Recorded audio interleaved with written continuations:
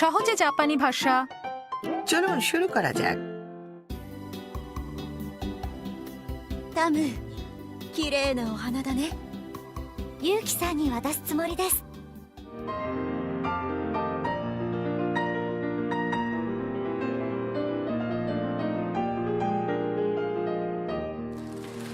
すごく良かったです。さあ、楽屋に行こう。 ইউকির জন্য তাম সুন্দর একটি পোশাক পরেছেন। দুজনের দেখা হলে কি হয় আমি তার অপেক্ষায় রয়েছি। আজ আমরা কোনো কিছু করার ইচ্ছা ব্যাখ্যা করে বলতে শিখব। তাম বলেন, ইউকি সান্নি ওয়াতাসু সুমোরি দেস। প্রথমে একটি ক্রিয়াপদ ব্যবহার করুন, যেমন ওয়াতাসু, যার অর্থ হলো দেওয়া। এর সাথে যোগ করুন সুমোরি দেস, আপনার ইচ্ছা প্রকাশ পাবে।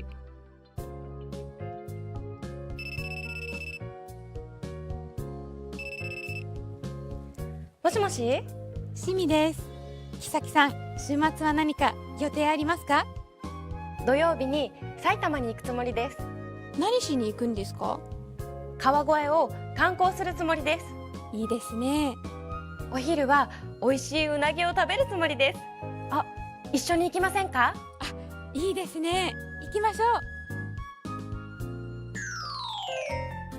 ইলের নাম শুনে আমার তো খিদে পেয়ে গেল। আমারও। ইল সহ কাওয়াগয়ের অন্যান্য আকর্ষণ নিয়ে আমরা ট্রিপটিপে কথা বলবো।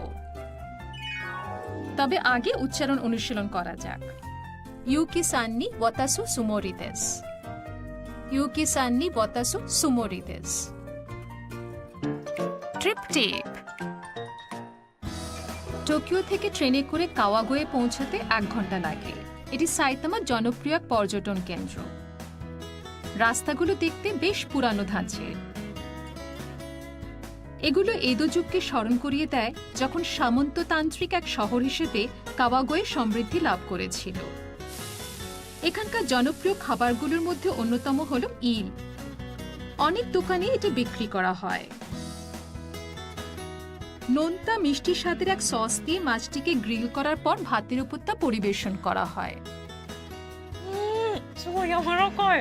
美味しい。 জাপান ভ্রমণকালে কাওয়াগয়েতে আকর্ষণীয় আর কি রয়েছে তা নিজেরাই আবিষ্কার করুন। এবারে এর কাঞ্জি। তাম এটা ইউকিকে দেওয়ার পরিকল্পনা করছেন। হানা অর্থ ফুল। কাঞ্জি দেখতে পেলে খেলার ছলে তার অর্থ এবং উচ্চারণ খুঁজে বার করুন। সহজে জাপানি ভাষা দেখতে থাকুন। গাম্বাত্তে।